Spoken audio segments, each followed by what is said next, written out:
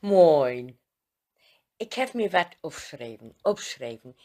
Ich kann dat nicht butenkopf. So, ich bin so frei, dat ich selben und allein bestimm, wo meine Heimat ist.